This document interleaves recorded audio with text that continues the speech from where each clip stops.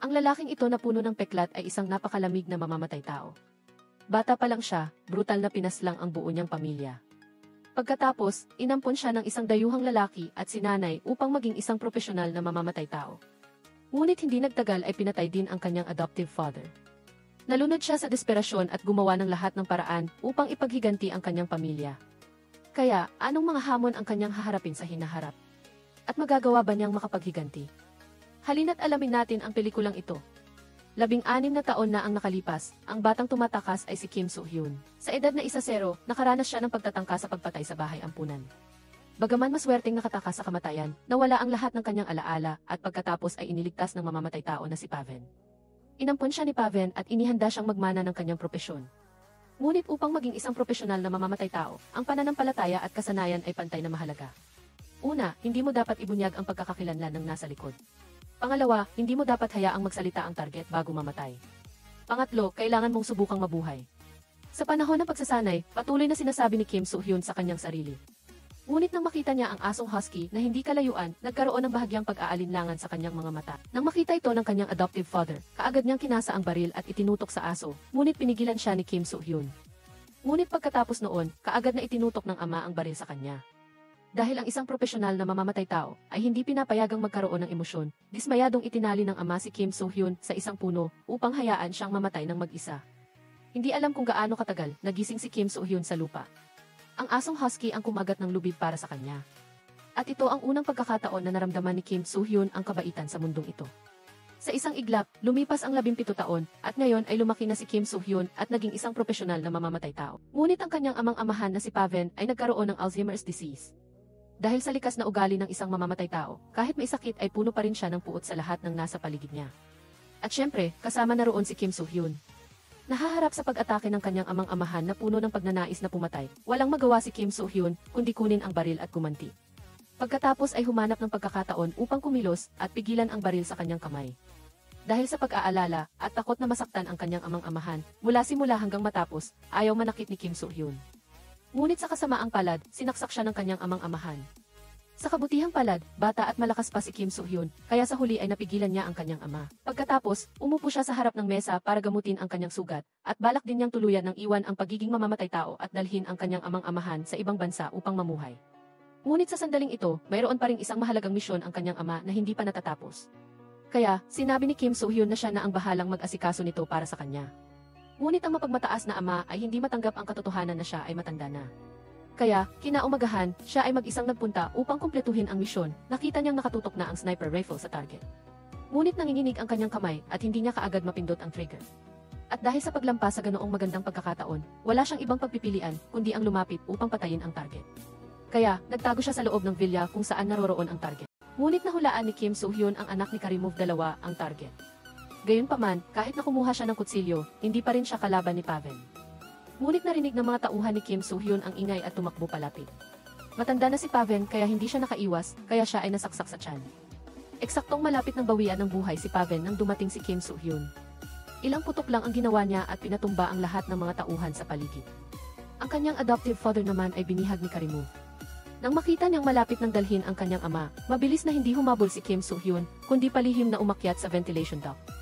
Matapos ikabit ang granada, lumukso siya at pinabagsak ang target. Hinawakan niya ang target upang ipatawag ang lahat.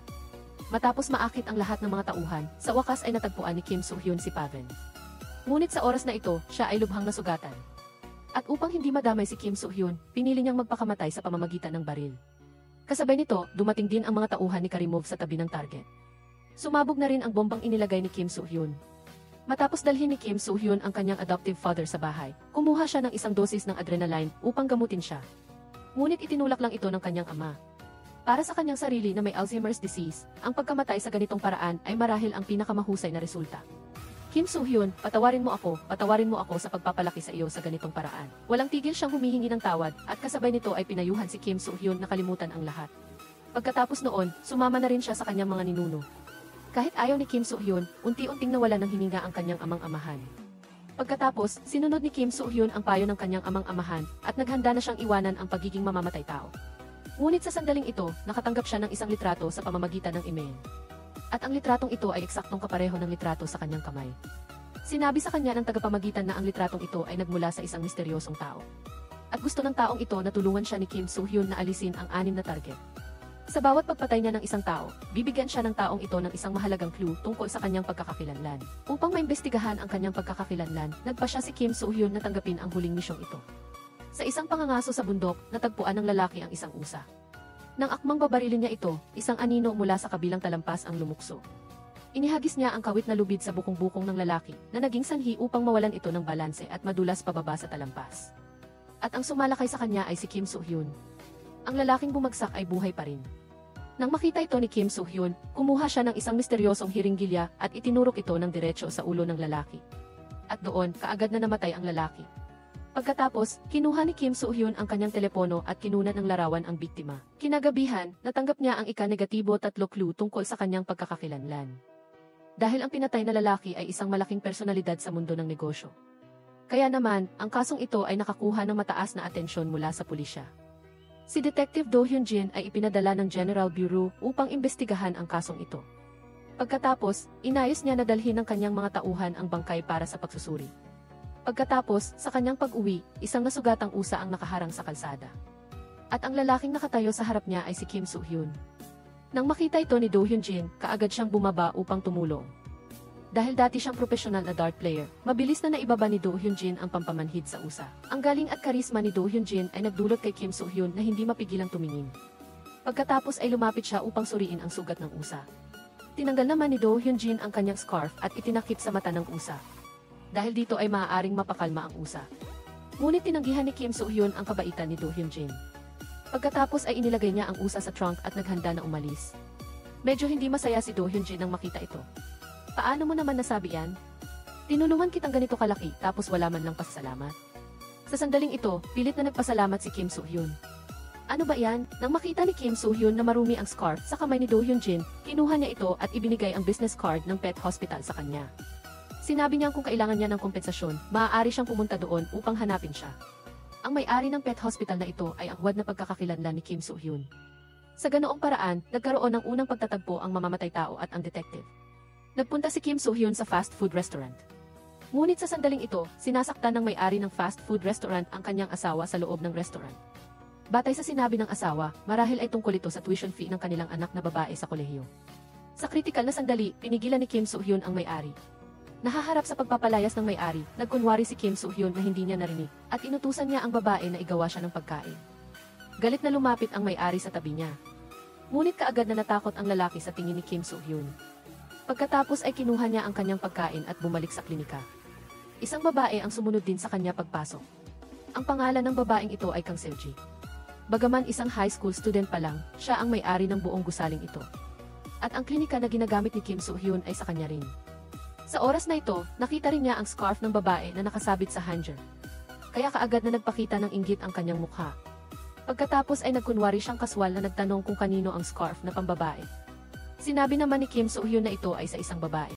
Nagulat si Seo-ji nang marinig ang dalawang salitang i-babae mula sa kanya. Kasabay nito, tinanong niya kung anong klaseng babae yun. Ngunit sinabi lang ni Kim Soo-hyun na ordinaryong babae lang siya. Halatang hindi niya pinapansin si Seo-ji. Kasabay nito, natanggap na ang resulta ng pagsusuri sa bangkay na nahulog mula sa talampas. Sinabi ng forensic examiner kay Do Hyun-jin na ang liig ng biktima ay dating ininiksyonan ng isang uri ng gamot na katulad ng amphetamine. Mas interesante pa, natuklasan ang cocaine sa mas malalim na layer ng tissue ng balat ng biktima. Maaari itong patunayan na ang hiringgilya na ginamit sa pag-iniksyon ay nagamit na, at ang may-ari ng hiringgilya na ito ay malamang na isang adik. Sa pamamagitan ng pagtutugma sa eseke sa hiringgilya, natuklasan nilang ang may-ari ng hiringgilya ay ang may-ari ng fast food restaurant. Kaya kaagad na sinalakay ng pulisya upang arestuhin ang lalaki. Sa interrogation room, bigla siyang nagkaroon ng withdrawal symptoms. Kaya kumuha siya ng isang tubi ng cocaine mula sa kanyang sapatos upang iiniksyon sa kanyang sarili. Sa sandaling ito, sumugod ang pulisya upang pigilan siya. At lalo pa nitong pinatunayan na siya ang salarin. Ngunit naramdaman ni Do Hyun-jin na may kakaiba sa bagay na ito. Sa hitsura ng isang adik ng may-ari ng fast food restaurant, sa pangkalahatan ay imposible para sa kanya na makumpleto ang isang pagpatay sa ganoong kapino. At sinuri niya na ang tunay na salarin ay gustong ipasa ang kaso sa kanya. Ngunit hindi pa siya nakapagtanong. Ang nakatataas na opisyal, upang patahimikin ang bagay na ito, ay nagmadaling isara ang kaso. Kinagabihan, pagkatapos ng trabaho, hindi sinasadyang nasagasaan ni Do Hyun-jin ang isang pusa dahil sa kanyang hindi mapakaling damdamin. Nang makita niya ito, dali-dali siyang bumaba ng sasakyan at binalot ang pusa. Nang hindi niya alam kung ano ang gagawin, bigla siyang naisip ang veterinaryo na nagbigay sa kanya ng business card. Sa operating table, habang tapos na siyang magpalit ng damit at naghahanda para sa operasyon, biglang nawala ng hininga ang pusa. Nang makita ito, dali-dali si Kim Soo-hyun ang nagbigay ng artificial respiration sa pusa. Pagkatapos ay inihagis niya kay Do Hyun-jin ang isang peres ng guwantes upang tulungan siya. Dahan-dahan, inalis ni Kim Soo-hyun ang hiringgilya at mabilis na itinurok sa pusa ang isang dosis ng pampatibay loob. Sa tulong ng dalawa, sa wakas ay nailigtas ang pusa. Kasabay nito, dahil dito, bumuti ang pananaw ni Do Hyun-jin sa kanya. Ngunit sa sandaling ito, nakita niya na may nakalagay na amphetamine sa mesa ni Kim Soo-hyun. Naalala niya ang kaso na nangyari sa araw. Ang namatay na biktima ay ininiksyonan din ng ganitong uri ng gamot ng salarin. Kaya sinimula ni Do Hyun-jin na tanungin si Kim Soo-hyun. Ngunit kalmado siyang nagsabing ginagamit iyon para sa mga hayop na nangangailangan ng ganitong gamot upang dahan-dahang lumisan. Kasabay nito, ipinaliwanag din niya kay Do Hyun-jin ang iba't ibang reaksyon pagkatapos ng iniksyon. Naramdaman din ni Do Hyun-jin ang bigat na namumuo kay Kim Soo-hyun. Mabuti na lang, sa sandaling ito, pumasok si Seo-ji kaya nawala ang tensyon sa pagitan nilang dalawa. Matapos ihatid ang dalawa pa uwi, pumasok si Kim Soo-hyun sa lihim na silid sa klinika upang sirain ang lahat ng data tungkol sa lalaki. Pagkatapos, kumuha ulit siya ng litrato ni Do Hyun-jin. Sinasabi sa kanya ng kanyang kutob na tiyak na magiging hadlang ang babaeng ito sa kanyang landas, at napatunayan ng katotohanan na tama ang kanyang hula. Kinaumagahan, lumipat si Do Hyun-jin sa itaas na palapag ng kanyang pet clinic. Bilang may-ari, marahil ay nag-aalala si Seo-ji na masyadong maganda si Do Hyun-jin at baka agawin nito si Kim Soo-hyun. Kaya hindi lang niya ito, hindi tinanggap kundi sinubukan din niyang pahirapan si Do Hyun-jin. Sinabi pa nga niyang ayaw na niyang paupahan ito. Ngunit tapos na ang kontrata, kaya kung gusto niyang kanselahin, kailangan niyang magbayad ng 2 beses sa halaga ng multa sa kontrata. Kaya sinabi ni Do Hyun-jin sa kanya na mag-isip ng mabuti bago magsalita. Galit na galit naman si Seo-ji kay Do Hyun-jin. Kaya lumapit siya kay Kim Soo-hyun upang humingi ng tulong. Ngunit sinabi ni Kim Soo-hyun na sila ay mga kapitbahay lamang, kaya magtulungan na lang sila sa hinaharap. Kinabukasan, lumipat na si Do Hyun-jin sa kanyang bagong bahay sa itaas na palapag. Upang pahirapan si Do Hyun-jin, sadyang nilock ni Seo-ji ang elevator sa palapag niya. Wala siyang choice kundi bumaba sa hagdan. Pagkababa niya, tinanong ni Do Hyun-jin ang dahilan kung bakit nakalock ang elevator sa ika-4 na palapag. Agad namang sinabi ni Seo-ji na iyon ay ang espesyal na elevator ng may-ari. Nang makita ang galit na mukha ni Do Hyun-jin, naramdaman ni Seo-ji na nakabawi siya. Pagkatapos ay sinuot niya ang kanyang limited edition sneakers at lumabas. Ngunit ang sasakyang dumaan sa kalsada ay sadyang nagtapon ng maruming tubig sa kanyang sapatos, na nagpagalit sa kanya at napasigaw siya. Ngunit nang makita niya ang lalaki sa kotse, kaagad na nagbago ang kanyang ekspresyon. Akmang tatakas na sana siya nang pigilan siya ng mga basag-ulero sa likuran.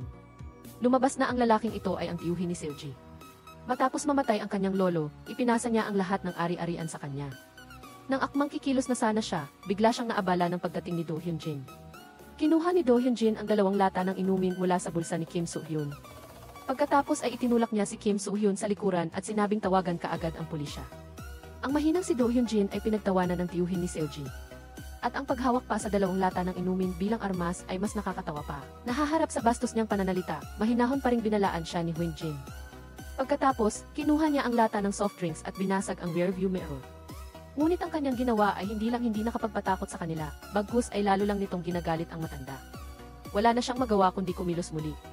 Sa pagkakataong ito, tumama ang lata ng soft drinks ng diretso sa kanyang mukha. Samantala, ang 2 tulisan na nakakita nito ay agad na kinuha ang kanilang mga kutsilyo. Ang mga lalaking nang aabuso sa mahihina ay hinawakan pa ang buhok ni Hyun-jin, isang mamamatay tao. Hindi maintindihan ni Soo-hyun kung bakit may mga taong tumutulong sa hindi nila kakilala kahit hindi naman nalalagay sa panganib ang kanilang buhay. Hindi maintindihan ni Soo-hyun kaya tinawagan niya ang kanyang matalik na kaibigan na si Philip. Ano ang dahilan ng pakikipaglaban para sa isang hindi kakilala? Pera, pera, pera, bukod sa pera, ano pa ang mayroon ka? Ngunit malinaw na hindi ito ang sagot sa tanong na ito. Nang gabing iyon, pauwi na si Soo-hyun nang hindi sinasadyang makasalubong niya si Hyun-jin. Malinaw na nasugatan siya noong araw, ngunit ngayon ay kino-comfort pa niya si Soo-hyun. Hindi alam ni Soo-hyun ang sasabihin sa sandaling iyon, kaya binigyan lang niya ito ng 1 lata ng inumin. Pagkatapos, sinabi ni Hyun-jin na gusto niyang bisitahin ang pusa na nasugatan dati. Kaya, bumalik silang 2 sa klinika. Nagkunwari ring kalmado si Soo-hyun at tinanong siya kung bakit niya tinulungan si Seo-gi noong araw. Sinabi niya na kung hindi siya pulis, hindi rin siya magbubulag-bulagan sa ganoong sitwasyon. Kasabay nito, naniniwala rin siya na si Soo-hyun ay isang napakabuting tao. Ang lahat ng aso at pusa sa silid na ito ay nabuhay dahil sa kanyang pagliligtas. Kasabay nito, lihim ding inimbestigahan ni Hyunjin si Seulgi gamit ang kanyang pagiging pulis. Nang taong iyon, matapos manahin ni Seulgi ang malaking kayamanan mula sa kanyang lolo, patuloy siyang pinagbantaan at inapi ng kanyang malalapit na kamag-anak.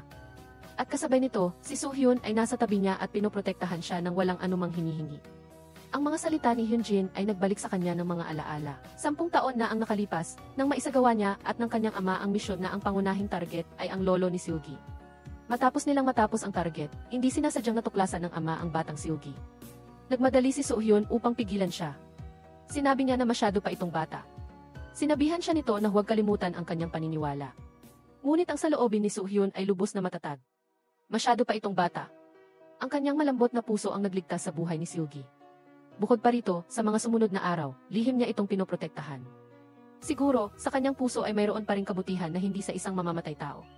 Sa sandaling ito, isang mensahe ang lumabas sa computer ni Soo-hyun, at ang nagpadala ng mensahe ay walang iba kundi ang ama ni Karimov na pinatay niya 2 taon na ang nakakaraan. Ngayon, si Karimov na ang pumalit bilang pinuno ng gang.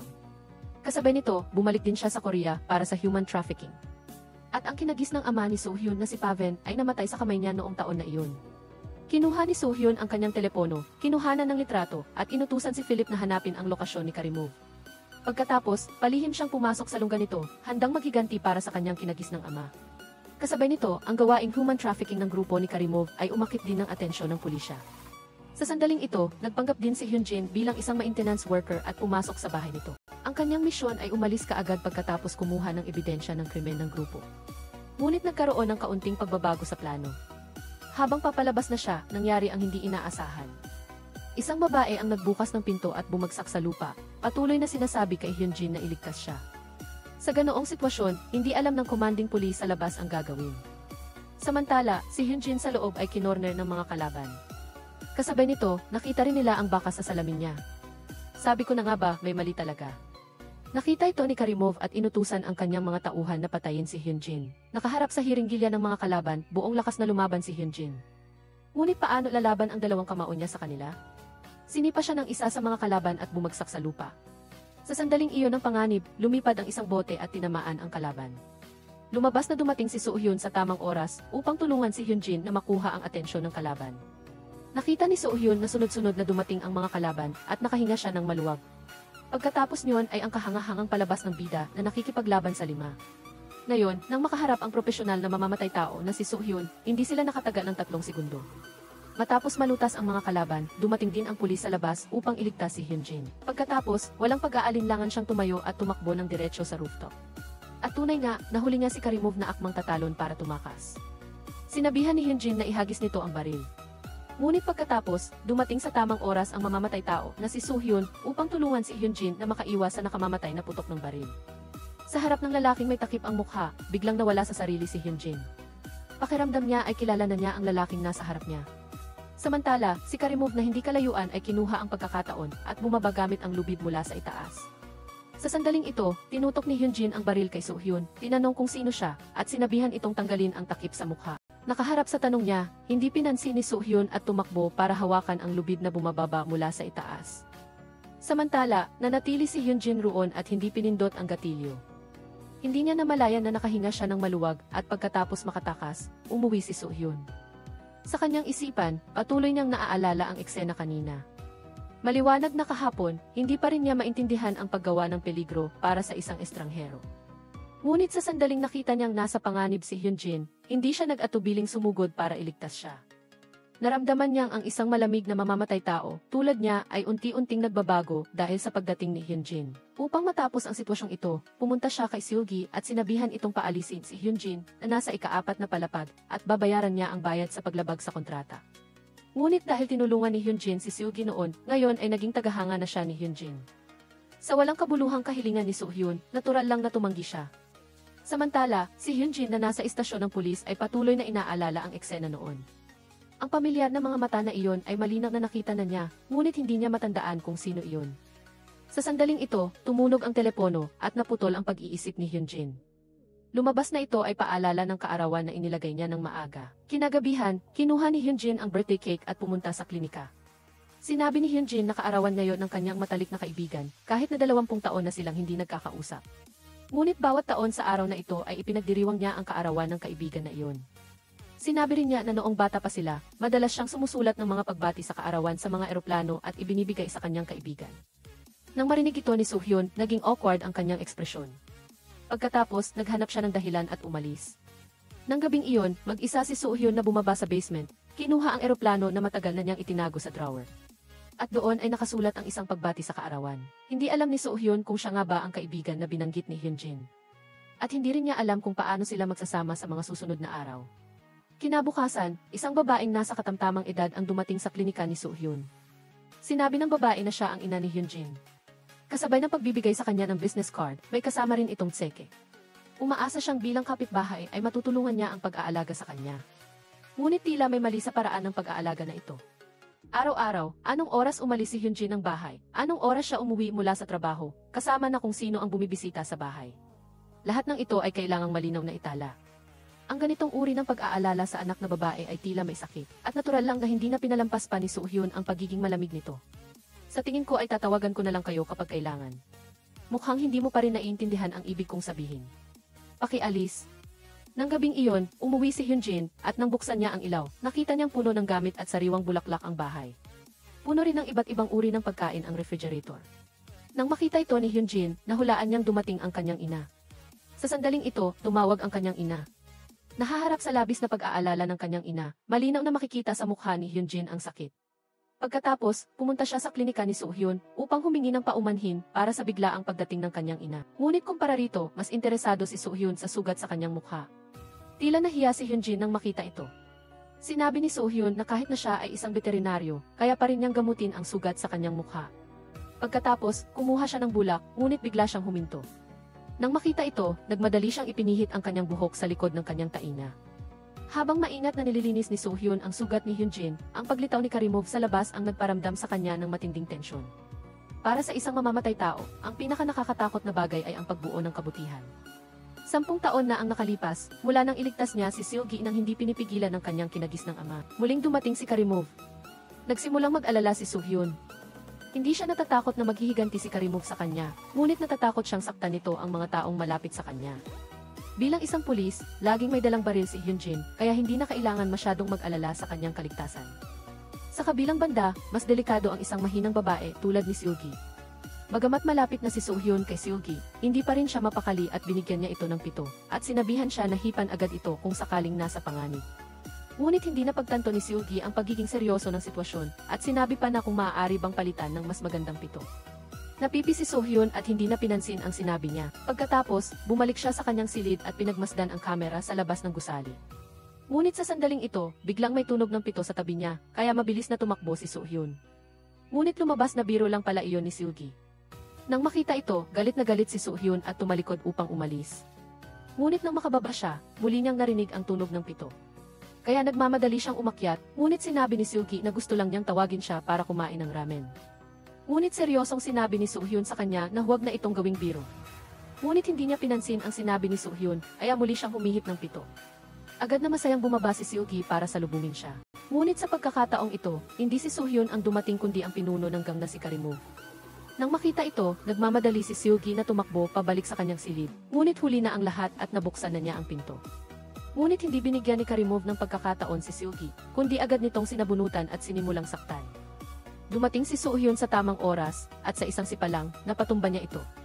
At sinabihan niya itong huwag na huwag saktan si Seulgi. Bakit? Kinuha nito ang baril mula sa likod. Pagkatapos, nagsimula silang maglaban. Ngunit gaano man kalakas ang pag-atake ni Karimov, hindi pa rin siya kalaban ni Soo-hyun. Gayunpaman, hindi niya gustong patayin si Karimov sa harap ni Seulgi.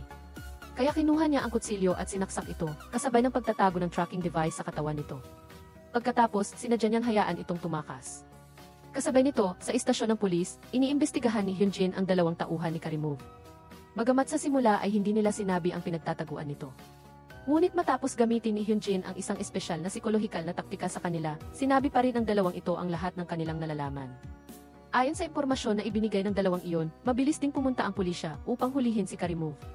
Samantala, matapos dalhin si Seulgi sa ospital, sinubaybayan din ni Soo-hyun ang lokasyon ni Karimov sa kanyang telepono. Huminto ang paghinga ni Soo-hyun. Pagkatapos, mabilis siyang nagmaneho patungo kay Karimov. Sa sandaling ito, napansin din ni Karimov ang kilos ng pulisya. Nang akmang tatakas na siya, itinutok ni Soo-hyun ang baril sa kanyang ulo, nakaharap sa baril ng isang batikang mamamatay tao.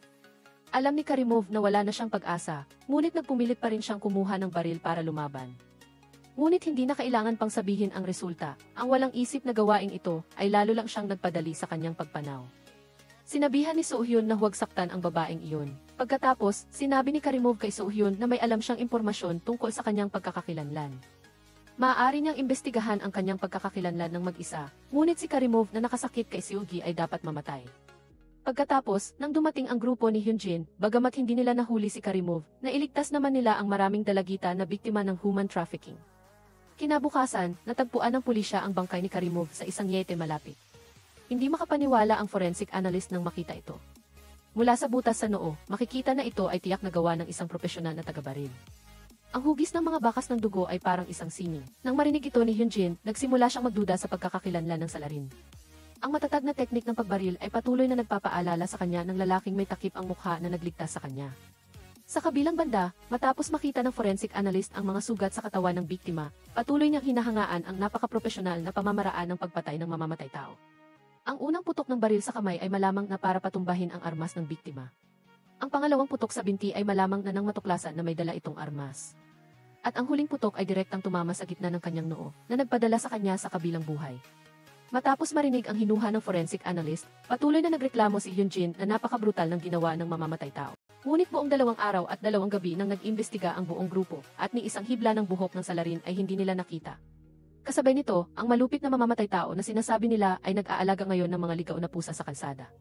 Nang makita ito ni Hyunjin, patuloy siyang napabuntong hininga, buti na lang at mayroong Dr. Soo-hyun ang mga alagang hayop dito. Pagkatapos, pumunta si Hyunjin sa tindahan ng gulay sa kalsada, at upang makauwi kaagad ang matandang babae, pinuri niya ang mga gulay na sariwa at malinis at binili lahat ng ito. Pagkatapos, bumili ng kape si Hyunjin malapit doon, at nang makita ng matandang babae na nakatayo pa rin si Soo-hyun sa tabi niya, kumuha ito ng persimmon at sinabihan siyang tikman ito. Bagamat medyo nahihiya siya, inabot pa rin niya ang kanyang kamay upang tanggapin ito. Doon din sa sandaling iyon ay bumalik si Kim Soo-hyun na may dalang kape. Alam mo ba kung ano ang pinakamasarap na kape sa mundo? Iyon ay ang ibinahaging kape. Tumingin si Kim Soo-hyun na walang emosyon, ngunit patuloy niyang sinusundan ang bawat galaw ni Do Hyunjin. Agad namang sinabi ng matandang tindera ng gulay, huwag ka nang tumayo dyan at tingnan lang siya, tulungan mo na siyang buhatin ang mga gulay.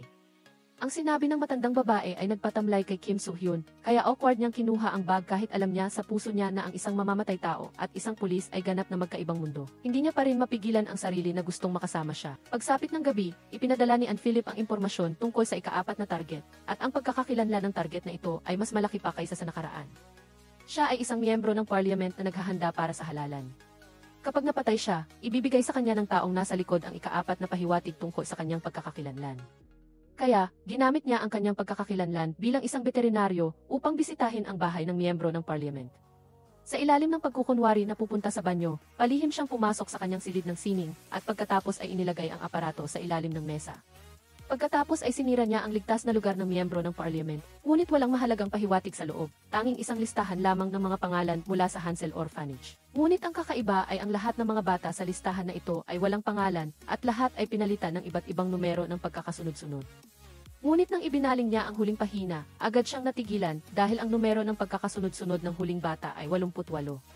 Ngunit maliban sa mga numerong ito, walang iba pang impormasyon. Dahil dito, patuloy na naaalala ni Kim Soo-hyun ang papel na eroplano sa kanyang drawer. Nakasulat doon ang numero 88, maligayang kaarawan. Ang sulat kamay sa eroplano ay nagpatuloy din kay Kim Soo-hyun na maghinala na siya ang numero 88. Upang malaman ang katotohanan, mabilis na nagmaneho si Kim Soo-hyun papunta sa Hansel Orphanage. Pagpasok pa lang niya ay nakita niya agad ang locker na nakasulat ang pangalang Lee Yang-un. Sa sandaling iyon, ang mga alaala na matagal na niyang nakalimutan ay agad na bumalik sa kanyang isipan. Siya pala ang numero 88 sa Hansel Orphanage. At si Lee Yang-un, na nagbigay sa kanya ng eroplanong papel, ay ang kanyang nag-iisang kaibigan. Pagkatapos, pumasok si Kim Soo-hyun sa loob upang maghanap ng mga pahiwatig. Ngunit narinig niya ang tunog na nagmumula sa hindi kalayuan. At ang dumating ay si Hyunjin. Sinundan siya ni Kim Soo-hyun sa isang pasilyo. Umupo si Hyunjin at kinuha ang bato sa dingding. Sa kanyang isipan ay lumabas din ang eksena noong bata pa siya nang itago niya ang eroplanong papel doon. Nagkataon naman na nakita ni Kim Soo-hyun ang eksenang ito habang nakatago sa dilim. Sa sandaling iyon, napansin din ni Hyunjin na may kakaiba sa sulok ng dingding. Agad siyang kumuha ng flashlight para tingnan. Ngunit nauna nang umalis si Kim Soo-hyun sa kanya. Pagka-uwi niya, nakita ni Ann Philip ang pangalang Lee Yang-un sa kamay ni Kim Soo-hyun. Naalala din niya na ito ang pangalan sa papel na eroplano. At marahil ang Lee Yang-un na ito ay makakapagbigay din ng pahiwatig tungkol sa kanyang pagkakakilanlan. Ngunit sinabi ni Ann Philip na ang karamihan sa mga bata sa Hansel Orphanage ay pinalitan na ang kanilang mga pangalan matapos silang ampunin. Nangangahulugan ito na ang posibilidad na mahanap ang taong ito ay tulad ng paghahanap ng karayom sa tumpok ng dayami. Ngunit sa sandaling ito, mayroon ng sagot sa puso ni Kim Soo-hyun. Bilang isang profesional na mamamatay tao, alam na alam ni Kim Soo-hyun na imposible ito. Ngunit umusbong ang pagmamahal niya sa pulis na si Hyun-jin. Bagaman sinubukan niyang pigilan ang kanyang damdamin. Ngunit nang malaman niya na siya si Lee Yang-un sa Hansel Orphanage noon, muling nayanig ang kanyang matatag na paniniwala. Si Kim Soo-hyun ay isang bata sa Hansel Orphanage. Sa panahong iyon, wala pa siyang pangalan at isang numero lang na 88 ang kumakatawan sa kanyang pagkakakilanlan. Noong panahong iyon, hindi sila sapat na makakain at kailangan pa nilang gumawa ng mabibigat na gawain. Sa harap ng pang-aapi ng lugar na iyon na parang kulungan, ang maliit na Lee Yang-un ay umaasa lamang na mamatay siya ng maaga. Pagkatapos, inilagay niya ang eroplanong papel na may nakasulat na kanyang hiling sa likod ng brief. At ang lihim na ito ay nagkataong natuklasan ni Kim Soo-hyun. Kinuha niya ang eroplano at nang makita niya ang desperado at malungkot na mga salita ni Lee Yang-un, agad siyang nagpasya na tulungan ang maliit na babae. Kinabukasan, nang kinuha ulit ni Lee Yang-un ang brick, nakita niya na mayroon pang isang candy sa loob. Ang tamis ng candy ang nagpangiti sa kanya. At sa eroplanong papel ay mayroon ding salita ng paghihikayat mula kay Kim Soo-hyun para sa kanya at nilagdaan ng numero 88. Kasabay nito, ang kanyang salita ng paghihikayat ay nagdala din ng swerte sa kanya. Hindi nagtagal, inampon siya ng isang mayamang mag-asawa. Ngunit ang layunin ng kanilang pag-aampon ay hindi simple. Dahil ang kanilang tunay na anak na babae ay namatay dahil sa sakit. At ang ina, dahil hindi niya makayanan ang dagok na ito, ay nabaliw. Upang mapawi ang sakit sa puso ng adoptive mother, inampon siya ng adoptive father mula sa orphanage. Upang siya ay manatili sa tabi ng adoptive mother bilang si Hyun-jin. Akala niya ay nakamit na niya ang kaligayahan. Ngunit hindi niya inaasahan na siya ay isa lamang kapalit ng anak na babae sa paggunita ng adoptive mother. At sa loob ng maraming taon, siya ay laging nasa tabi ng babae at lumaki sa isang masama at mapanupil na pagpapalaki. Bagamat nagdusa siya, hindi niya kailanman nakalimutan ang numero 88 noong taong iyon. Sabay nito, taon-taon din siyang nagdiriwang ng kaarawan para sa numero 88. Pagka-uwi niya, nakita ni Hyun-jin ang isang motorsiklo sa isang sulok. Ang motorsiklong ito ay kapareho ng nakita niya sa gate ng ampunan kanina. Pagkatapos, mula sa motorsiklo, nalaman niya na ito ay kay Kim Soo-hyun. At ito ang nagparamdam sa kanya ng pagdududa sa pagkakakilanlan ni Kim Soo-hyun. Upang patunayan ang kanyang hinala, inimbitahan niya si Kim Soo-hyun sa kanyang bahay para kumain. Pagkatapos, inilabas niya ang papel na eroplano na inihanda niya ng maaga sa lugar kung saan madaling makita ni Kim Soo-hyun. At totoo nga, nakuha nito ang atensyon ni Kim Soo-hyun. Binuksan ni Kim Soo-hyun ang eroplano at nakasulat doon ang numero 88, maligayang kaarawan. Kaya't hindi niya napigilang lumingon kay Hyun-jin. Ngunit dali-dali niyang iniiwas ang tingin nito. Kinuha naman niya ang kanyang telepono at kinuhanan ng litrato ang nakasulat doon. Nang makita ang eksenang ito, nakumpirma ni Hyun-jin ang kanyang hinala. Habang kumakain, nagtitigan ang dalawa ng may paghanga. Pagkatapos ay nauna siyang magsalita upang magtanong. Hindi niya inaasahan na marunong din siyang magmaneho ng motorsiklo. Bakit hindi ko pa nakita kailanman? Narinig mo na ba ang Hansel Orphanage? Pagkatapos marinig iyon, nabulunan si Ann Philip hanggang sa lumabas ang kanin. At ang hapunan ay biglang natapos dahil sa eksenang ito. Hindi nasisiyahan, muling nagtungo si Hyun-jin sa klinika. Gusto niyang imbitahan siya na lumabas para maglakad-lakad. Pagkatapos ay umupo ang dalawa sa bangko sa parke. Sinadyang banggitin ni Hyun-jin ang kanyang dating kaibigan. At sinabi niyang hindi niya kailanman malilimutan ang batang iyon. Ang nagpabago ng impyerno tungo sa paraiso. Lumingon si Hyun-jin kay Kim Soo-hyun na may mukhang naghihintay. Umaasa siyang marinig ang sagot mula sa bibig mismo ni Kim Soo-hyun. Ngunit ang alam lang niya ay si Kim Soo-hyun sa kanyang harapan ay ang numero 88 noon. Hindi niya alam na siya ang mamamatay tao na matagal na niyang pinaghihirapan. Sa harap ng mukhang puno ng pag-asa ni Hyun-jin. Hindi umamin si Kim Soo-hyun dahil ang mamamatay tao at ang pulis ay sadyang dalawang magkaibang mundo na hindi maaaring magtagpo. Nagpalit ng eksena si Kim Soo-hyun, itinuon ang baril sa ulo ng lalaki. Patuloy pa ring nanlaban ang lalaking ito. Ngunit pagkatapos ay narinig niyang binanggit niya ang tungkol sa Hansel Orphanage. Ito rin ang dahilan kung bakit binigyan niya siya ng pagkakataong mabuhay. Basta't malinaw niyang sasabihin ang lahat ng nangyari sa Hansel Orphanage, 20 taon na ang nakakaraan. Pagkatapos ay maaari niya siyang patawarin. Ngunit nagkunwari siyang walang alam. At sa gayon nawalan siya ng huling pagkakataon. Sa sandaling handa na si Kim Soo-hyun na iputok ang baril, biglang bumukas ang pinto ng silid ng sining. Agad siyang nagtago sa tabi ng aparador. Ang dumating ay ang anak na babae ni Konsehal Seo. Nang makita niya ang maliit na batang babae sa harap niya, naalala agad ni Kim Soo-hyun si Seo-jin noong araw. At mas lalo pa niyang naiugnay ito sa maganda at mabait na si Hyun-jin. Ito ang unang pagkakataong nabigo siya sa kanyang buhay bilang isang mamamatay tao. Pagka-uwi niya, bumaba si Kim Soo-hyun sa silong. Tiningnan niya ang mga sandatang nakasabit sa dingding. Sa kanyang isip ay naaalala niya ang mga taong namatay sa kanyang kamay. Sa nakalipas na 20 taon, ang kanyang mundo ay puro pagpatay at putok ng baril lamang. Naalala niyang nangako siya sa kanyang adoptive father na titigil na siya sa pagpatay at sisimulan ang isang bagong buhay. Ngunit sinimulan niya ang isang bagong landas ng pagpatay upang imbestigahan ang kanyang pagkakakilanlan. Mukhang oras na upang huminto. Kinaumagahan, binuksan ni Ann Philip ang sihi. Inakala niyang makakarinig siya ng balita na pinaslang si Konsehal Seo. Ngunit nakita niya na si Konsehal Seo ay nakaupo ng tuwid sa harap ng kamera. Hindi makapaniwala si Ann Philip. Dahil mula nang makilala niya si Kim Soo-hyun, hindi pa siya nabigo kailanman. Pagkatapos ay bumaba siya sa silong at kinwestiyon si Kim Soo-hyun. Ngunit sinabi lang niya na nabigo siya. Bukod pa rito, pagod na rin siya. Pagkatapos ay sinabi niya kay Ann Philip na makipag-ugnayan sa taong nasa likod upang kanselahin ang kasunduan. Ngunit natakot siya na kung unilaterally niyang ikakansela, maaaring maghiganti ang kabilang panig. Kaya't sinabi niya kay Kim Soo-hyun na harapin ang katotohanan. Kahit na tumigil siya sa pagpatay, hindi nito mababago ang katotohanan na siya ay isang mamamatay tao. Gaano man karaming mabuting gawa ang kanyang gawin, hindi niya mahugasan ang dugo sa kanyang mga kamay. Ngunit nanatili siyang matatag sa kanyang plano. Pagkatapos marinig iyon, tinanong siya ni Ann Philip dahil ba kay Hyun-jin. Sinabi niyang kung ganoon ang sinabi mo, kung ganoon na nga. Wala nang nagawa si Ann Philip kundi sundin ang utos ni Kim Soo-hyun. Ipinadala niya ang kahilingan na tapusin ang kontrata sa kabilang panig. At totoo nga, tinakot siya ng kabilang panig. Upang ipagpatuloy ni Kim Soo-hyun ang kanyang misyon sa pagpatay, ipinadala rin ng kabilang panig ang pahiwatig na may kaugnayan sa pagkakakilanlan ni Kim Soo-hyun muna. Nang makita ang larawan, dali-daling nagpunta si Kim Soo-hyun sa lugar ayon sa address sa larawan.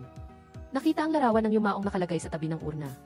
Inilabas din ni Kim Soo-hyun ang larawan sa kanyang kamay. Ang maliit na batang babae sa larawan ng yumaong at ang maliit na batang babae sa larawan ay magkamukha. Sa sandaling ito, isang kakaibang alaala ang dumaloy sa kanyang isipan. Isang babae ang nagsusulat ng 4 na pangalan sa isang karton. At sinabihan ang maliit na batang lalaki na pumili ng pangalan na gusto niya. At sa gayon, ang numero 88 ay nagkaroon ng bagong pangalang Kim Soo-hyun. Kasabay nito, nagkaroon din siya ng pamilya na matagal na niyang pinapangarap. Ngunit sa mata ng adoptive mother ay tanging ang may sakit na anak na babae na si Hyun-jin lamang. Nang makita ito ni Kim Soo-hyun, labis siyang nadismaya. Ang kanyang mga adoptive parents ay walang pakialam sa kanya kahit kaunti. Tila siya ay isang kasangkapan lamang na naghihintay na gamitin. Nang makita ni Hyun-jin ang pagkadismaya ni Kim Soo-hyun, ibinahagi niya sa kanya ang kanyang damdamin. At sinabi niyang kunan sila ng litrato ng kanilang ina. Nang makita ang lumang larawan sa kanyang kamay, naalala ni Kim Soo-hyun na ang batang babae sa larawan ay ang kanyang kapatid. Pagkatapos, sinuri niya ito kasama si Ann Philip. Noong taon na iyon, matapos mamatay ang totoong Hyun-jin, pumunta si Chairman Yoo at ang kanyang asawa sa Hansel Orphanage upang ampunin si Lee Yang-eun. Upang patuloy na makumpleto ang misyon ng kabilang panig. Upang sa gayon ay makakuha ng bagong pahiwatig. Ngunit matigas pa ring tinanggihan ni Kim Soo-hyun. Ang resulta, paglabas pa lang niya ng pinto ay nakatanggap na siya ng tawag mula sa kabilang panig. Tinanong siya kung bakit buhay pa si Konsehal Seo. Sinabi ni Kim Soo-hyun na hindi ito kapabayaan kundi kanyang pagpili. Kung gayon, kailangan ko ring gumawa ng bagong pagpipilian. Sa loob ng 3 oras, harapin mo si Konsehal Seo. Kung hindi, papatayin ko isa-isa ang mga taong malapit sa iyo. Habang nakikipag-usap, nakita ni Kim Soo-hyun si Hyun-jin sa gilid ng kalsada. Sa sandaling ito, umilaw ang berdeng ilaw at nagsimulang maglakad si Hyun-jin sa kabilang kalsada. Ngunit hindi niya nakita ang sasakyan sa malayo na mabilis na paparating. Nang makita ito ni Kim Soo-hyun, agad siyang tumakbo patungo kay Hyun-jin. Sa sandaling ito, napansin din ni Hyun-jin na mayroong kakaiba. Ngunit napakalapit ng sasakyan kaya't hindi na siya nakaiwas. Sa kritikal na sandali, sumugod si Kim Soo-hyun at niyakap si Hyun-jin. Sa pagtingin sa papalayo na sasakyan, unti-unting naging seryoso ang kanyang mukha.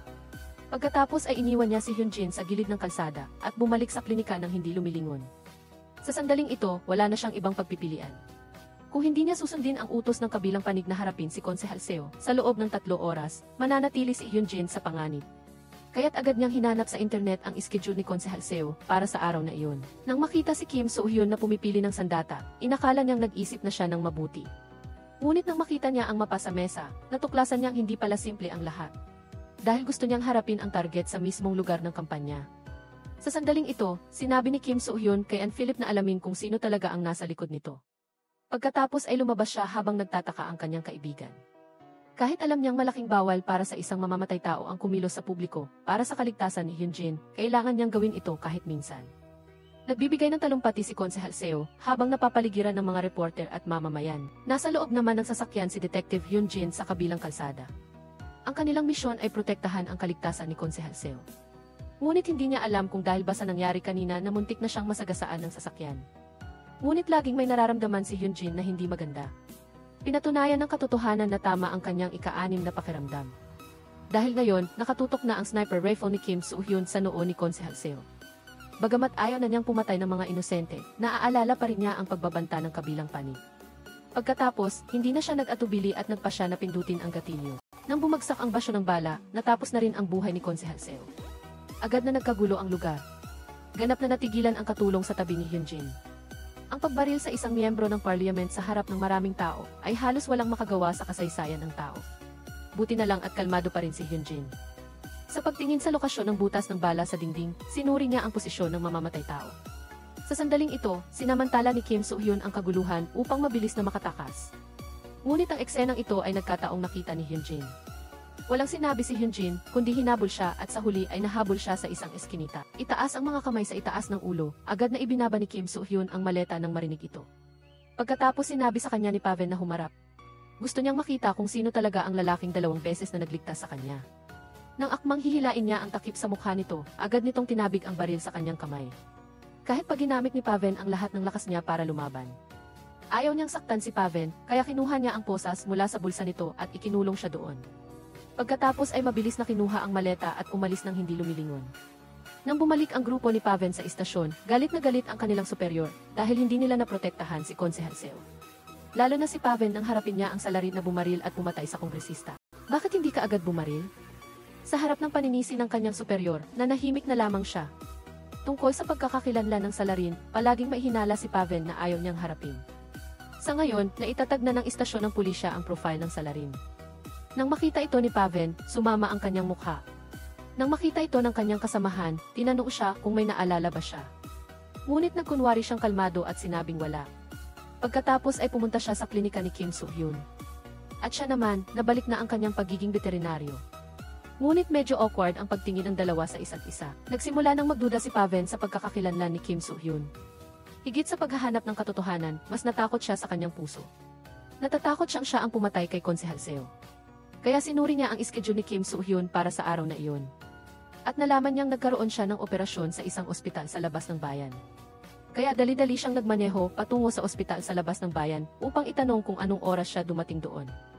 Matapos makinig, walang sinabi si Kim Soo-hyun. Ngunit agad na tumawag sa isang doktor na kasama niyang nag-opera.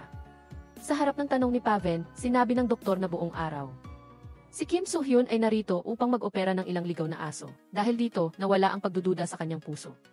Ngunit sa totoo lang, alam na niyang darating siya para mag-imbestiga, kaya nakipag-ugnayan na siya sa doktor kanina. Sa kabilang banda, ayon sa kahilingan ni Kim Soo-hyun, nakipagkita si Philip sa taong nasa likod nito. Ngunit bago pa siya makipagkita, hinila na siya ng ilang mambubugbog na nangungolekta ng utang. Buti na lang, hindi kalayuan si Kim Soo-hyun. At ang kanyang pagdating ay nakakuha ng pansin ng mga mambubugbog. Pagkatapos harapin ang mga ito, malamig niyang iniuwi si Philip. Dahil napatay niya si Konsehal Seo, ipinadala rin ng taong iyon ang ika-5 clue tungkol sa kanyang pagkakakilanlan. Ngunit ang clue sa pagkakataong ito ay ang larawan ni Paven. Ang kanyang pagkakakilanlan ay may kinalaman ba sa kanya? Nang gabing iyon, pumasok si Kim Soo-hyun sa bahay ng amain ni Paven. Sa kanyang alaala, ito rin ang lugar na dating umampon sa kanya. Sa ngayon, sa loob ng villa, ang mga magulang na umampon kay Paven ay nagtitipon kasama ang grupo ng matataas na opisyal. Upang basbasan ang dalawa sa pagtulong sa kanilang mga kliyente na muling isilang. Lumalabas na 20 taon na ang nakakaraan, si Chairman Ehi, ang amain ni Paven, ay nagsimula ng isang plano na nakakagalit. Iyon ay sa pamamagitan ng artipisyal na pagpapabunga, upang palakihin ang susunod na henerasyon para sa mga may marangal na pagkakakilanlan. Ngunit ang pagsilang ng mga batang ito ay hindi para magmana ng ari-arian, kundi para maging kultura ng organo ng kanilang mga magulang. Sa pisyolohikal na aspeto, ang ganitong uri ng biological na organo, sa panimula ay hindi magkakaroon ng anumang reaksyon ng pagtanggi.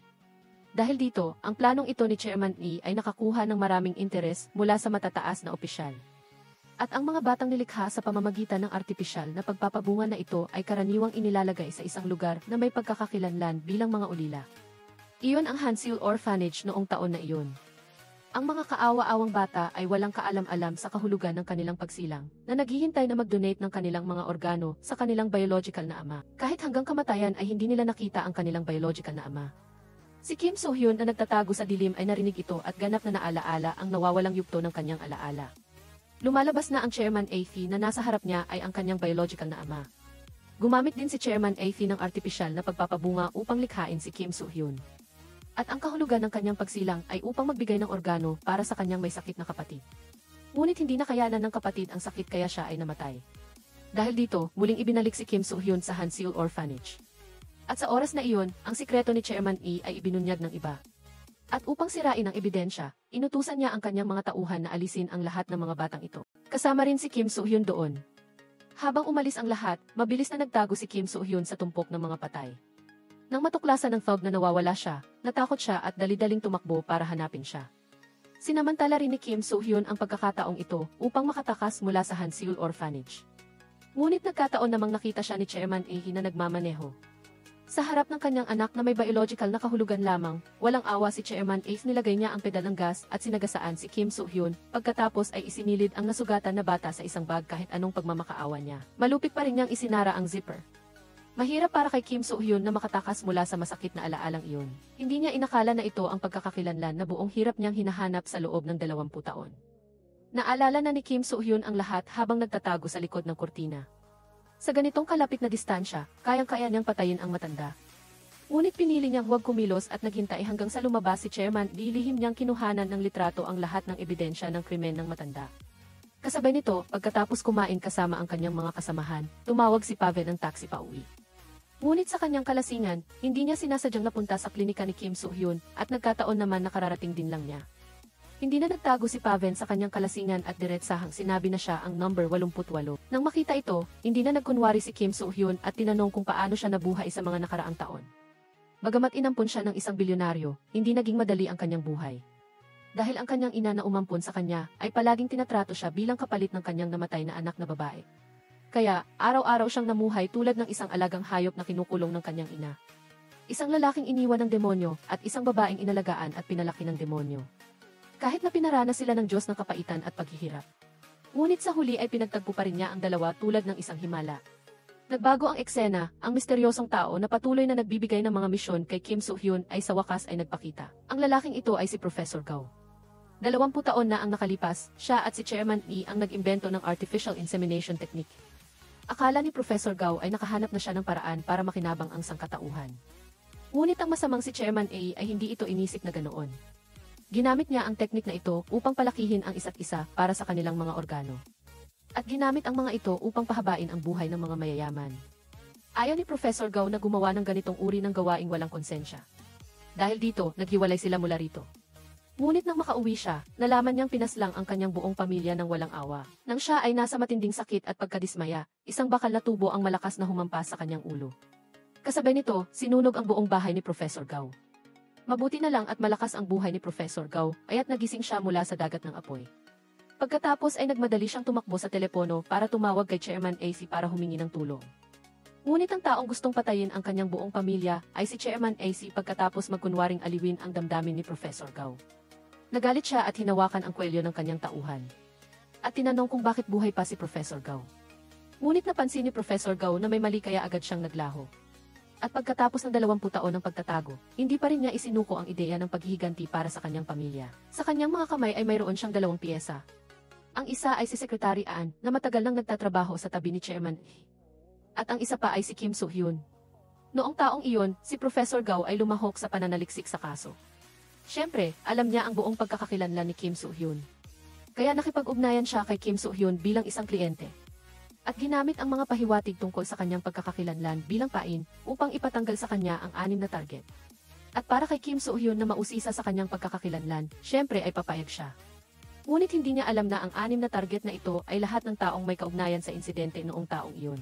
Habang ginagampanan ang misyon, unti-unting matutuklasan ni Kim So-hyun.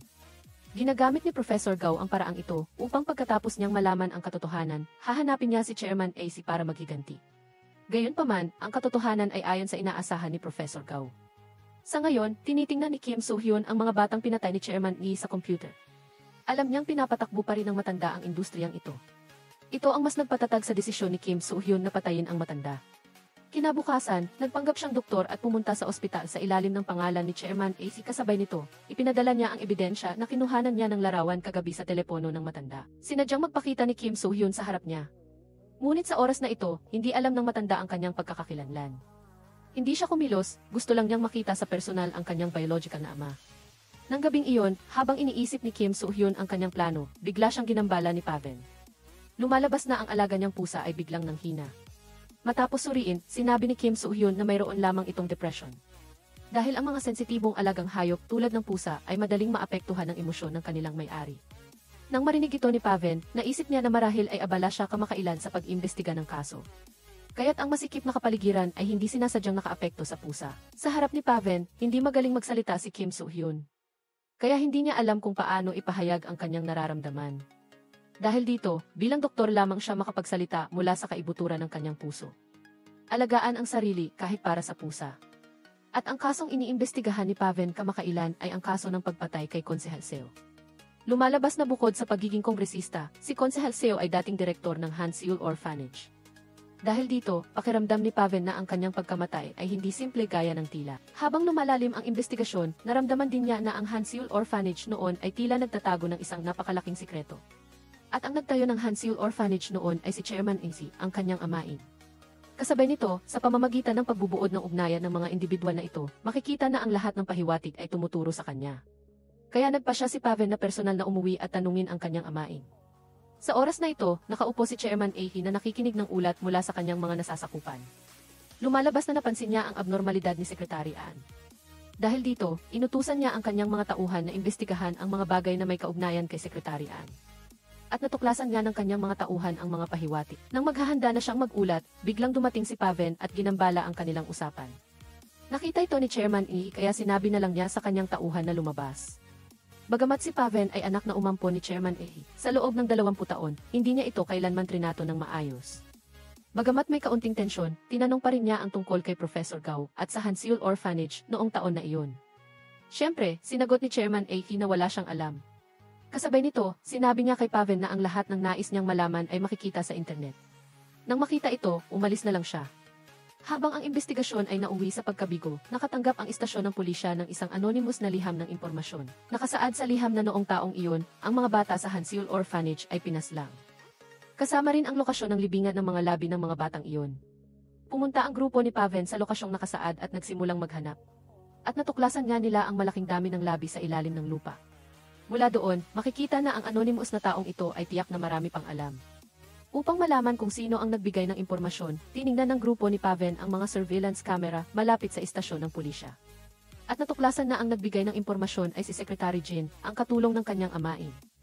Nang makita ito ni Paven, agad niyang tinawagan si Secretary Jin. Ngunit sa oras na ito, si Secretary Jin ay nakakulong na ng mga tauhan ni Chairman E. Ibinaba ng tauhan ang tawag ni Paven, at kasabay nito, ginamit niya ang boses ni Secretary Jin upang sabihin na may pulong. Pagkatapos, ipinadala ni Paven sa kanya ang larawan na kinuhanan sa pinangyarihan. Matapos itong makita, nagbago ang kulay ng mukha ng tauhan at agad na tinawagan si Chairman E. At tinanong kung kailangan ba niyang alisin si Secretary Jin. Ngunit sa oras na ito, mayroon siyang ibang plano. Gusto niyang gamitin si Secretary Jin upang ilabas si Professor Gao na nagtatago sa dilim.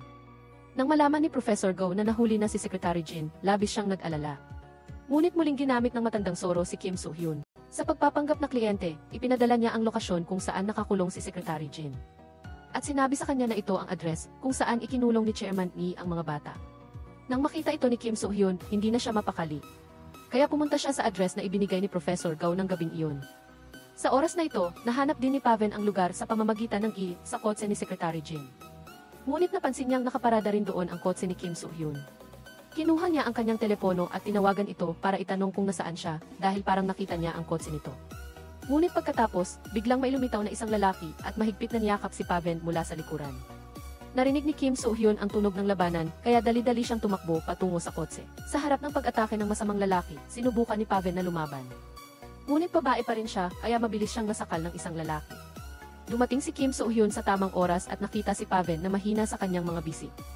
Galit na galit siya hanggang sa hindi na niya makontrol ang kanyang sarili. Sa harap ng mga pamalo at kutsilyo sa kamay ng dalawang mambubugbog, pinili ni Kim Soo-hyun na lumaban gamit ang kanyang mga kamay. At mabilis niyang natalo ang dalawa. Ngunit nang lumingon siya kay Paven, muling tumayo ang masamang lalaki sa likuran, kinuha ang kutsilyo at susundutin sana si Kim Soo-hyun. Sa oras na ito, mabilis na tumayo si Paven at sinalo ang suntok para sa kanya. Ito ang tiyak na pinakamalito na sandali para sa isang mamamatay tao, tulad ni Kim Soo-hyun mula nang isilang siya. Nang makita niya si Hyun-jin na bumagsak sa kanyang mga bisig, nawala ang kanyang karaniwang malamig na anyo. Nang gisingin niya si Hyun-jin, naaalala pa niya na tumawag ng ambulansya.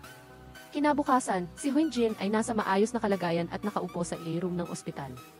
Sa harap ng pag-aalala ng kanyang ina-ina, si Hyun-jin ay tila walang pakialam at kinuha ang kanyang telepono upang maghintay ng pag-aalala mula sa lalaking iyon. Ngunit pagkatapos ng kalahating araw ng paghihintay, mga kasamahan lamang ang tumawag. Matapos ibaba ang telepono, hindi na siya makaupo ng tahimik. Hindi pinansin niya ang payo ng kanyang ina-ina at mga kasamahan at nagpumilit na umuwi mula sa ospital.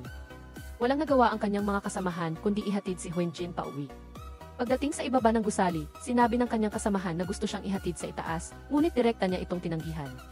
Matapos ihatid ang kanyang kasamahan, hindi umuwi si Hyun-jin, kundi direktang pumunta sa klinika ni Kim Soo-hyun. Akala ko pupunta siya sa ospital, o kahit man lang tumawag. Sa mga sumbat na iyon, tila may bahid pa ng paglalambing. Pagkatapos marinig ni Kim Soo-hyun ang lahat, wala siyang gaanong sinabi kundi sinabi niya na gusto niya siyang ihatid sa bahay. Ibinalik ni Kim Soo-hyun si Hyun-jin sa kanyang silid, at umupo naman siya sa upuan na may nasisiyahang ekspresyon. Subalit nang gustong umalis ni Kim Soo-hyun, agad siyang nadismaya. Sinabi niya na lagi niya itong nakikita sa labas, at bawat pagkakakita niya ay kinakabahan siya. Pagkarinig nito, tuwang-tuwa si Kim Soo-hyun na nagtanong kung gusto pa niyang magpahinga sa ospital ng ilang araw. Ngunit sinabi ni Hyun-jin na gusto niya ang pakiramdam ng nasa bahay, dahil dito ay makikita niya ito anumang oras. Ang ganitong pahiwatig na pagtatapat ay nagpapakita na si Kim Soo-hyun lang ang nasa kanyang mga mata. Ngunit sa sandaling ito, mas inaalala niya ang kanyang sugat. Sinabi niya sa kanya na kung mangyari muli ang ganitong bagay sa susunod, huwag na huwag siyang lalabas. Pagkatapos, sinabi niya sa kanya na maaari siyang makipag-ugnayan sa kanya anumang oras kung may kailangan siya. Kinabukasan, bago pumasok si Hyun-jin sa trabaho, bigla niyang naalala ang sinabi ni Kim Soo-hyun. Kaya naman, agad siyang nagpadala ng mensahe dito. Ang resulta, pagkatapos nito, lumitaw siya sa harap ng pintuan ni Hyun-jin. Pagkatapos, sabay silang bumaba. Ngunit ang kasamahan ni Hyun-jin ay nagdahilan na dumaan lamang upang sunduin siya papunta sa trabaho. Hindi naman makatanggi si Hyun-jin kaya napilitan siyang sumakay sa sasakyan ng kanyang kasamahan. Matapos ihatid si Hyun-jin, nagmaneho rin si Kim Soo-hyun papunta sa gate ng bahay ni Chairman A.T. Nang makita niya itong lumabas ng bahay, agad niya itong tinawagan. Hindi tayo nagkita sa loob ng 20 taon, ama. Sa sandaling iyon, nakita rin ni Chairman Lee ang sasakyan na nakaparada sa tapat, sa harap ng tanong ng anak na si Kim Soo-hyun. Sinabi ni Chairman A.C. na ang pinakamalaking pagkakamali sa kanyang buhay ay ang hindi niya pagpatay sa kanya 20 taon na ang nakakaraan. Ang malamig na pahayag ni Chairman Lee ay nagpatawa kay Kim Soo-hyun sa galit. Sinabi niya na hindi sila magkatulad at hindi siya magkakamali. Matapos ibaba ang telepono, agad na pinatakbo ni Kim Soo-hyun ang kanyang sasakyan patungo sa sasakyan ni Chairman A. Nang siya ay nataranta at hindi alam ang gagawin, agad niyang inikot ang manibela. Hindi niya gustong mamatay kasama ang demonyong ito dahil marami pang bata na naghihintay na kunin ang kanilang mga organo na nasa kamay ni Chairman. Pinaigting niya ang kanyang pagpapasya na iligtas ang mga batang ito bago sila masaktan. Samantala, muling bumalik si Hyun-jin at ang kanyang kasamahan sa lugar kung saan siya inatake. Noong gabing iyon, pumunta si Hyun-jin doon upang hanapin si Kalihim-yin. Ngunit lumipas na ang 2 araw at wala pa ring balita mula kay Kalihim-yin na lalong nag-aalala kay Hyun-jin. Tunay nga, natuklasan niya doon ang hikaw ni Kalihim-yin na may dugo. Lumalabas na noong gabing iyon, matapos makita ng mga tauhan ni Chairman E ang anino ni Hyun-jin, lihim na nilipat nila si Kalihim-yin sa ibang lugar. Sa oras na ito, si Kalihim-yin ay naging isang katawan na hindi na makapagsalita. Samantala, alam na alam ni Kim Soo-hyun sa kanyang puso. Ito na marahil ang huling laban sa kanyang karera bilang mamamatay tao. At ang kanyang kalaban ay walang iba kundi ang kanyang ama na parang demonyo. Ang isang taong tulad ni Kim Soo-hyun na dating walang awa sa pagpatay ay ngayon ay may kaunting pag-aatubili sa kanyang mga mata. Dahil mayroon na siyang taong nais niyang protektahan. Bagamat ilang beses na niyang gustong sumuko at mamuhay ng normal kasama si Hyun-jin, ngunit nang malaman niyang marami pang bata na may kaparehong kapalaran sa kanya na kinokontrol ng kanyang ama, hindi na kayang magbingi-bingihan ni Kim Soo-hyun. Sa ilalim ng investigasyon ni Ann Philip, natuklasan ni Kim Soo-hyun na ang Artificial Insemination Laboratory ni Chairman E ay nasa loob ng ward ng ospital. Kaya nagpanggap siyang doktor para makapasok sa room ng ospital. Ang matandang lalaking nakahiga sa silid ay ang mayamang matanda. Kamakailan lang ay ginamit niya ang puso ng kanyang anak upang mabuhay siya. Tinanong ni Kim Soo-hyun kung kumusta ang pakiramdam niya ngayon. Nang gamitin niya ang puso ng kanyang anak para mabuhay, napagtanto niya ang panganib at inabot ang kanyang kamay upang pindutin ang call button para humingi ng tulong. Nakita ito ni Kim So-hyun at tinulungan lang siyang pindutin ang buton.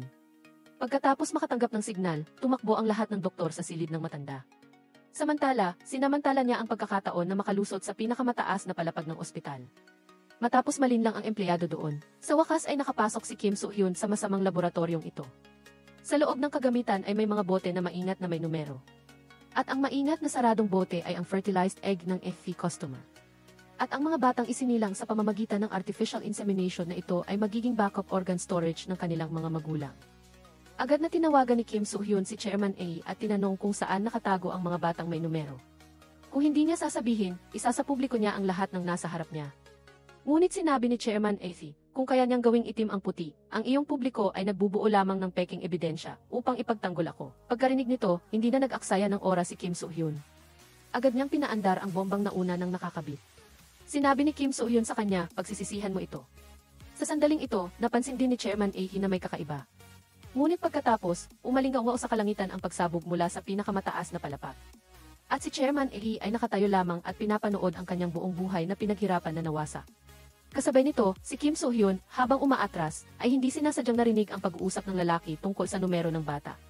Pagkarinig nito, hindi siya nag-atubili at agad niyang sinundan ang lalaki sa isang gusali. Nakita ang magaspang at duguan na operating table sa harapan niya. Alam ni Kim So-hyun na nasa tamang lugar na siya. Nasaan ang mga bata? Kung ilabas mo sila ngayon, baka hindi kita patayin. Sa sandaling ito, sunod-sunod na pumasok ang mga thug mula sa labas. Hindi na kailangang magpigil si Kim So-hyun. Sa ilang sipa lang, natalo niya ang mga iyon. Paglabas ng operating room, hindi sinasadyang narinig ni Kim So-hyun ang iyak mula sa katabing silid.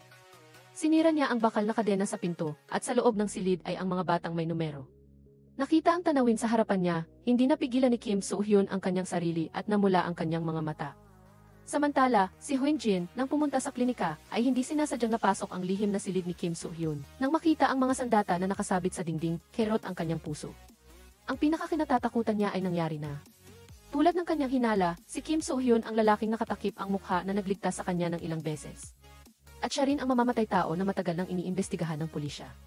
Kaya pala ang numero 88 na matagal na niyang minamahal ay gumamit din ng kanyang paraan upang lihim na ipahayag ang kanyang damdamin.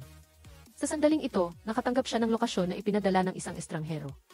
Alam ni Hyun-jin na ito ay si Kim So-hyun. Kaya naman, dali-dali siyang pumunta sa lokasyon. Nakaparada ang sasakyan ni Kim So-hyun sa gilid ng kalsada. At sa loob ng sasakyan ay ang mga batang nailigtas niya. Sa sandaling ito, muling tumunog ang telepono. Agad na tinanong ni Hyun-jin ang nasa kabilang linya kung si Kim So-hyun ba ito. Sinabi lang ni Kim So-hyun na ingatan niya si Seo-ji. Sinabi niya dito na ang pagpatay ay hindi solusyon sa anumang bagay. Kahit gaano pa man lumuhod si Hyun-jin, pinili pa rin ni Kim So-hyun na tahakin ang landas na iyon. Dahil sa pagpatay lamang sa demonyong iyon, hindi na magpapatuloy na magkaroon ng mga bata na ipinanganak para sa kamatayan. Pagkatapos ibaba ang telepono, tumingin si Hyun-jin sa paligid. Alam niyang malapit lang si Kim So-hyun at pinagmamasdan siya. Samantala, siya, na may luha sa mga mata, ay naalala ang panahong magkasama sila. Kahit na sandali lamang iyon, ngunit iyon lang ang tanging liwanag sa kanyang madilim na buhay. Dahil nabunyag na ang kanyang pagkakakilanlan bilang mamamatay tao. Sa ngayon, si Kim So-hyun ay hinahanap na sa buong bansa. Sinabi ni Kim So-hyun na tulungan niya siyang maghanda ng sasakyan at telepono. Alam ni Aunt Philip kung ano ang gusto niyang gawin, kaya agad siyang pinayuhan.